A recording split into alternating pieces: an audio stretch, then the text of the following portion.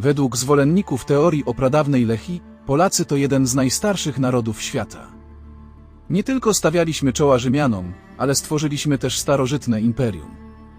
Jego historię cenzuruje się od wieków w ramach spisku, w którym główną rolę odgrywa Kościół. Najbardziej zagorzali zwolennicy zakazanej historii Polski wierzą z kolei w pozaziemskie pochodzenie Słowian i wzmianki o Polakach w Biblii. Czy są dowody na to, że przed Chrystusem istniało imperium Lechitów? Sprawdźmy, co o tym sądzić. Teoria o imperium Lechitów mówi o istnieniu prapolskiego mocarstwa, którego pierwszy władca żył w XVIII wieku przed naszą erą. Lechia zaczęła upadać około IX wieku, gdy rozpoczęto jej chrystianizację. Historycy zaprzeczają istnieniu Lechii, twierdząc, że to mit o sarmatach w nowej odsłonie. W Polsce narodził się jakiś czas temu oryginalny nurt, który być może stanie się kiedyś tematem rozpraw doktorskich z socjologii. Jego przedstawiciele wywyższają Polaków i innych Słowian ponad wszystkie ludy, twierdząc, że prawda o naszej najwcześniejszej historii jest zakłamywana przez Niemców i kler, który chce wymazać pamięć o imperium Lechitów, niegdyś konkurującym z Rzymem i trzęsącym połową Starego Świata. W 2015 roku wydawnictwo Bellona, znane z cieszących się uznaniem książek historycznych, opublikowało dzieło samozwańczego historyka Janusza Bieszka, noszące tytuł Słowiańscy królowie Lechii, Polska starożytna. Autor zumował w nim dowody mające świadczyć, że Polacy są jedną z najstarszych cywilizacji świata i że przez tysiąclecia na ogromnych połaciach rozciągało się imperium Lechitów. Prapolska rządzona przez mężnych królów, nie bojących się ani Aleksandra Wielkiego, ani rzymskich legionów. Mocarstwo, rozsądzane od wewnątrz i naciskane przez Niemców oraz Kościół, zostało schrystianizowane, co było początkiem jego końca.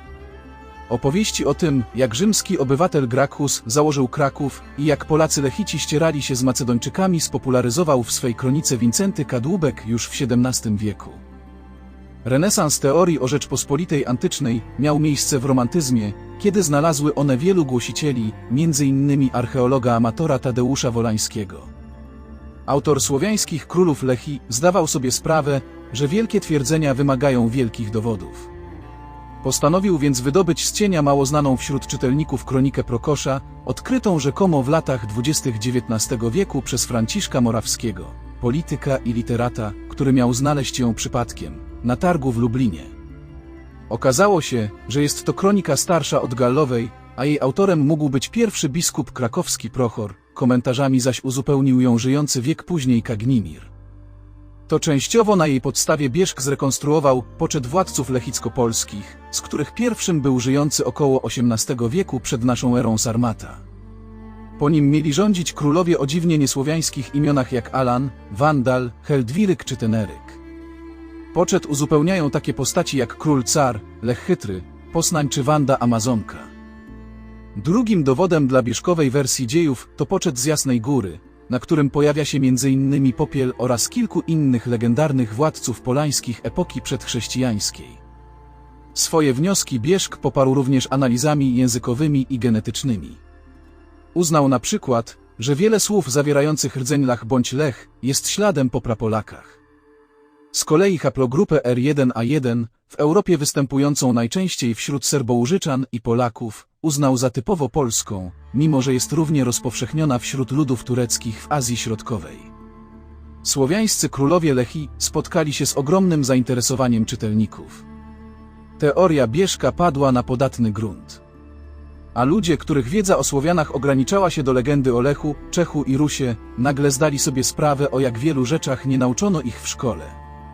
Historycy akademicy nie podjęli walki z mitem, a ten infekował coraz więcej umysłów. Prostowaniem teorii Bieszka zajęli się internauci, historycy z wykształcenia albo zwykli pasjonaci dziejów próbujący tłumaczyć, że Lechia nie istniała. A na historię trzeba patrzeć z szerszej perspektywy. Jest to jednak zadanie niełatwe i żmudne z racji wielości wątków. Pierwsza księga kroniki Kadłubka uzupełnia dzieje elementami legendarnymi, które były dla wykształconego na zachodzie autora pomostem łączącym Polskę ze spuścizną antyku. Z kolei kronika Prokosza już dla XIX-wiecznych historyków pozostawała dziełem podejrzanym i niewiarygodnym. Za jej prawdziwego twórcę uznaje się Przybysława Diamentowskiego, fałszerza dokumentów, rodowodów i dyplomów. Jeśli zaś chodzi o teorię Bieszka, głównym jej problemem okazuje się sam autor, który nie ma zielonego pojęcia o metodologii badań historycznych. Jego analizy lingwistyczne trącą absurdem, przypominając bliźniacze starania Stanisława Szukalskiego, malarza, który na podstawie badań ze słuchu uznał polski za przodka wszystkich języków świata. Bieszk przykładowo wywodzi nazwę lechitów od sanskryckiego lech, które oznaczać ma pana lub Boga, podczas gdy w rzeczywistości jest to czasownik lizać, chłeptać. Na tym jednak autor słowiańskich królów Lechi nie poprzestaje i sięga głębiej, przekonując, że Polacy to jeden z najstarszych narodów świata i potomkowie cywilizacji Gobi, jaka wywodziła się z kolei z zatopionego kontynentu Mu na Pacyfiku. Obok wielu innych problemów, jak baśniowe wątki o królu Szczycie, synu Herkulesa i wnuku Ozyrysa, który założył Szczecin, jest jeszcze jedna przeszkoda nie do ominięcia przez Bieszka i jego zwolenników. Władcy i obywatele potężnego imperium Lechitów zapomnieli pozostawić po sobie jakiekolwiek ślady, zarówno w wiarygodnych źródłach, jak i pod postacią zabytków archeologicznych.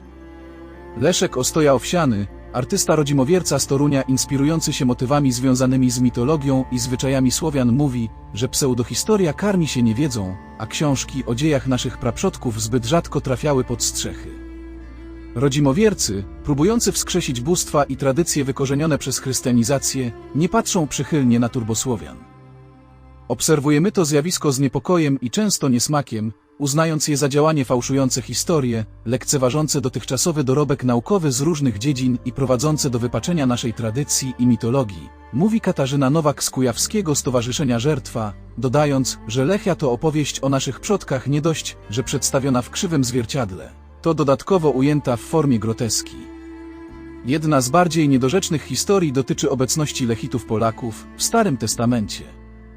Opiera się ona na fragmencie Księgi Sędziów, w którym mowa o miejscu zwanym Ramat Lehi, gdzie mocarz Samson zabił przy pomocy oślej szczęki 1000 Filistynów.